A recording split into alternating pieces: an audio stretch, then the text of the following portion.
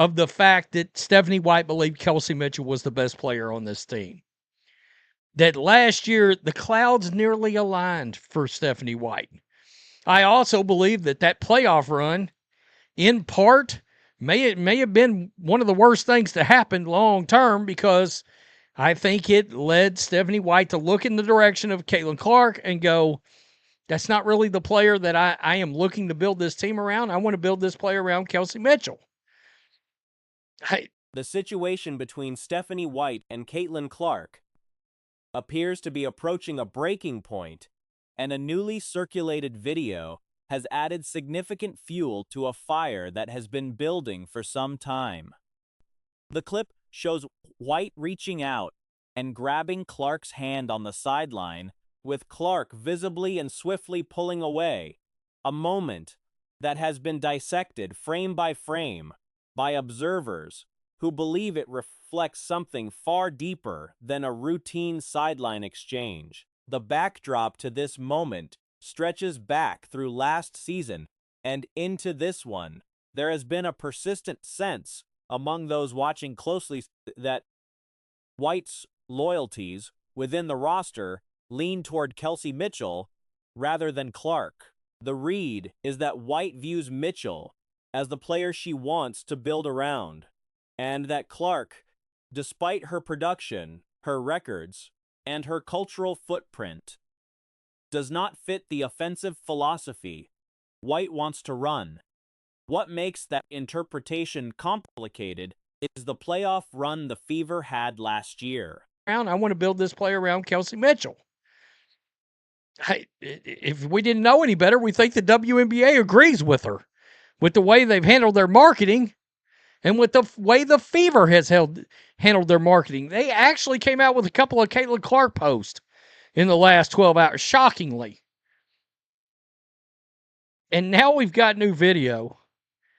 And I got to tell you, if we are not reaching a boiling point, I don't know where this is going. And rather than reinforcing Clark's centrality to the franchise, that run may have actually hardened White's belief that her system could work. Possibly, even, that it could work better without needing to be structured around Clark at all. The NBA's own marketing decisions have drawn scrutiny in this same context. The league has repeatedly been called out for sidelining Clark in promotional materials, with the Fever organization itself accused of the same pattern. A sudden burst of Clark-related social media content from the organization in the past day has been noted, but it reads more like a reactive move than a genuine shift in posture. The hand pull video is the sharpest flashpoint yet. The argument being made is that the gender of the coach involved should not lower the standard of scrutiny applied to the moment. If we are not reaching a boiling point, I don't know where this is going. And somebody presented a question. We're going to play this, don't worry. Somebody said this. Wouldn't it be crazy if Stephanie White convinces the retards? Oh, real donkey stuff 2.0. Very good. Wouldn't it be crazy if Stephanie White convinces the retards, Kelly and Amber, to trade Caitlin Clark because White thinks the team is better without her? That her system can win the Fever the championship with Kelsey Mitchell?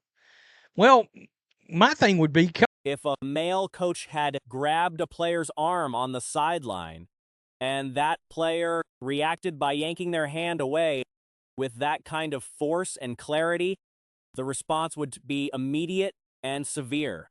The standard, the argument goes, should be no different here. Clark's reaction is not ambiguous.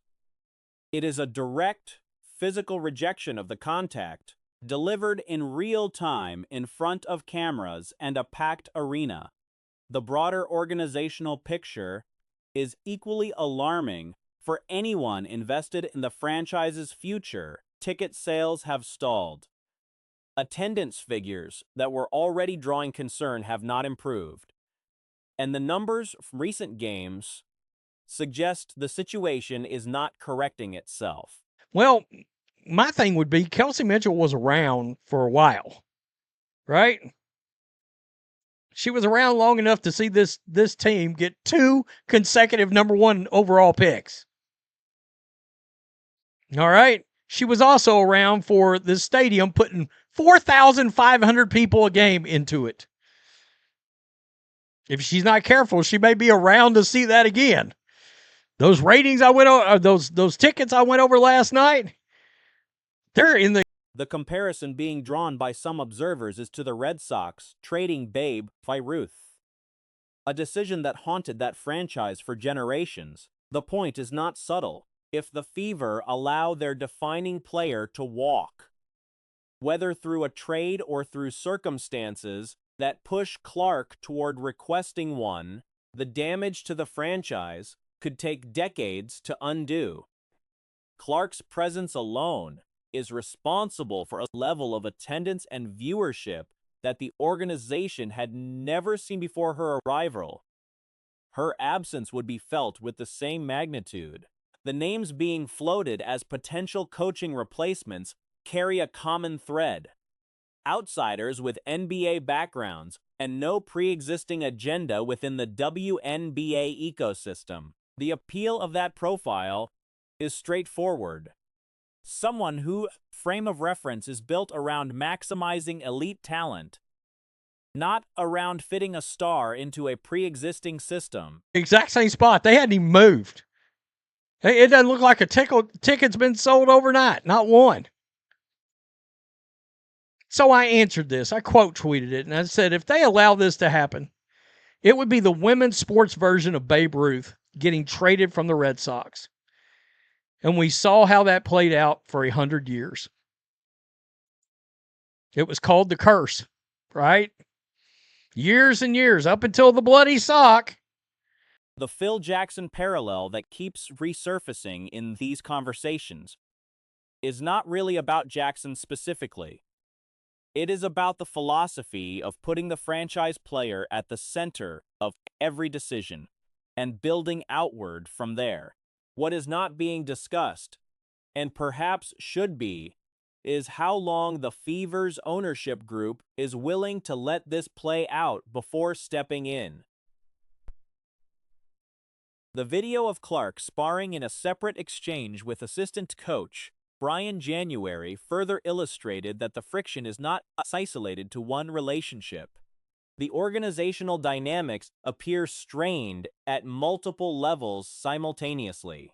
The hope being expressed in various corners of the fan base is that ownership acts before Clark reaches the point of formally requesting a departure, because by then, the leverage and the goodwill that currently exist may already be gone. Till the bloody sock and all of that jazz, they carried the curse of Babe Ruth in Boston. And it did not go well.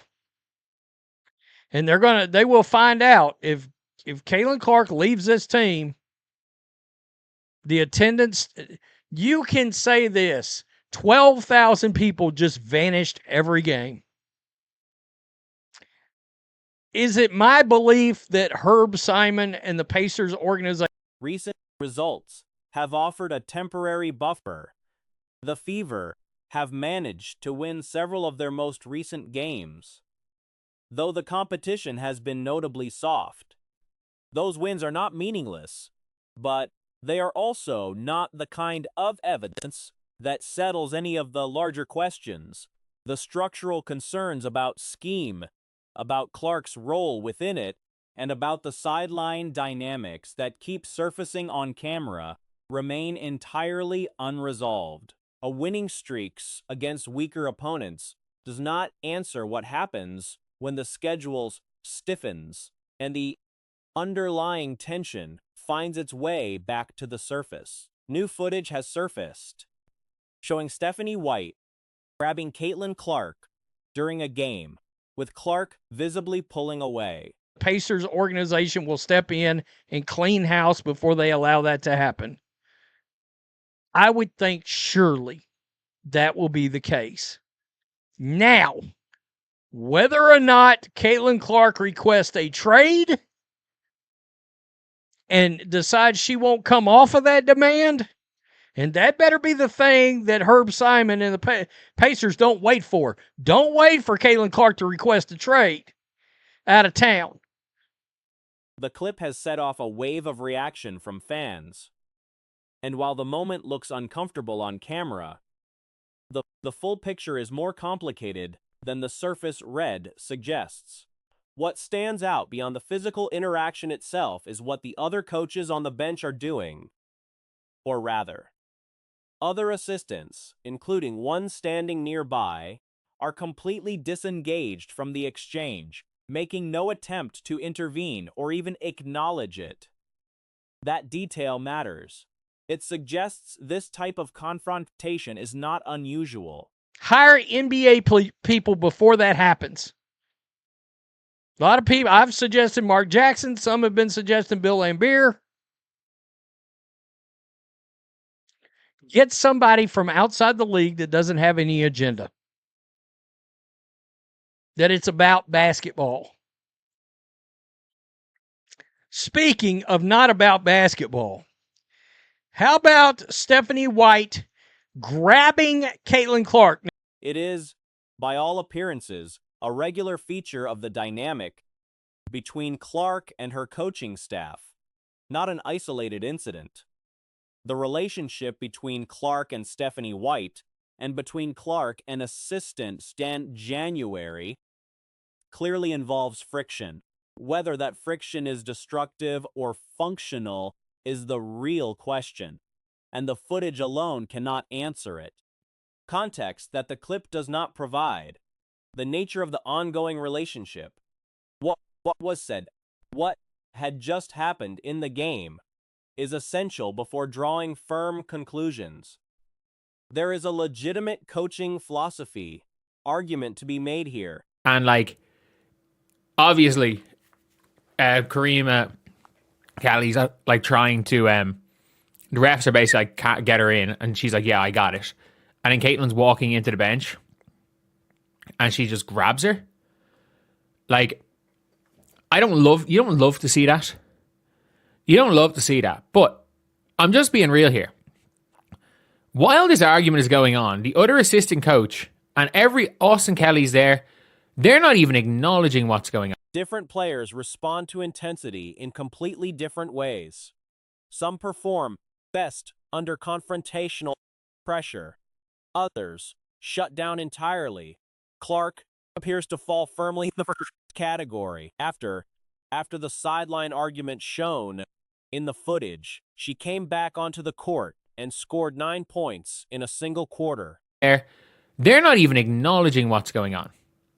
They are just letting it play out. They are letting it play out. What does that mean? This happens. This happens. That is what pretty much this means, is that I would say Caitlin versus Breanne January and versus Stephanie White, there are probably arguments there to be had. There are probably arguments there. And that just is what it is. She has had similar heated exchanges with her previous coach, Lisa Bluter. And the pattern was the same. She channeled the emotion directly into her performance. Playing angry, playing with something to prove, with a rivalry or a grievance fresh in her mind. This is when Clark is often at her most dangerous. That said, there are still things in the clip that are difficult to defend regardless of relationship context. Coaches physically grabbing is an uncomfortable sight, and it was noted as such even when a similar moment was caught on camera last season. Clark's competitive edge and emotional intensity are well documented. She reportedly gave up tennis as a younger player because her own frustration with herself was unmanageable. And that mentality is both her greatest asset and, occasionally, a source of friction in team environments. That just is what it is. It very well could be the relationship between these players and these coaches and Caitlin Clark. As a fan, is it extremely annoying as a fan to see your favorite player the coach of the team singling out your favorite player, and in real time, Caitlin being singled out, is she going to be pissed off at that? Yeah. Yeah, you will be. But at the same time, She is not an easy player to coach, and micromanaging someone with her level of drive and basketball intelligence carries its own risks. What makes this footage significant is not necessarily what it proves, but what it could mean depending on the trajectory. There are essentially two outcomes. Either this is routine competitive tension between a high-intensity player and a demanding coaching staff, the kind of friction that exists in many successful programs and resolves itself that, if left unaddressed, ends with Clark requesting a trade.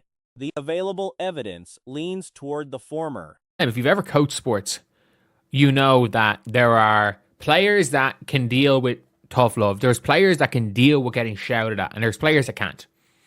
Like, you might be saying, oh, if you're at the pro, you should be able to do it. You probably should be. But, like, not every player is Gigi Datome. And if you guys don't know the Gigi Datome situation, like, people are like, oh, hard coaching is being given out to... No. There is...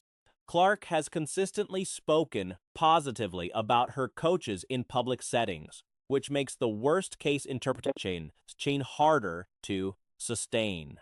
But the footage is real. The pattern appears to be recurring, and the situation warrants attention from the organization. The fan frustration is entirely understandable. Watching a franchise player get physically grabbed on the sideline, while surrounded by coaches who act like nothing is happening, does not inspire confidence.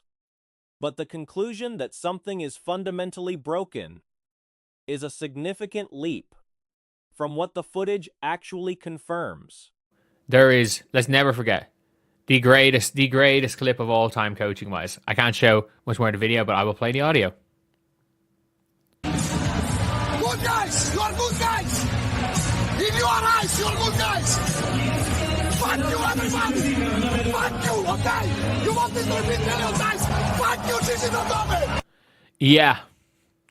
F you, Gigi Datome. F you, Gigi Datome. That was the obviously, Obradovic, one of the greatest EuroLeague coaches of all time. These players are not, Americans don't get coached like that. Americans don't get coached like that. But at the end of the day, this is something that, this could be everything or it could be nothing. And it's not somewhere in between, by the way. It's either everything or nothing. And I actually understand why fans are jumping to the most extreme conclusions here. Because it's understandable. I'm not saying it's right. I'm not saying it's wrong. But it is completely understandable that fans are pissed off at this situation. It is understandable that fans are pissed off at this organization. It's understandable that fans are pissed off about Stephanie White. And I mean this, I think there are positive and negative aspects to Stephanie White as a coach. I think there are some things you don't like, but not knowing it's impossible. I think there are some things you don't like, but not knowing it's impossible to jump to complete conclusions. Because based on these clips, you would think Caitlin Clark wants out. But you can't jump to conclusions without knowing the, what exactly is the relationship between them like. Because sometimes, look, I've played on a team where I played with a player coach who was a hothead. And I've been that guy's assistant coach. And it's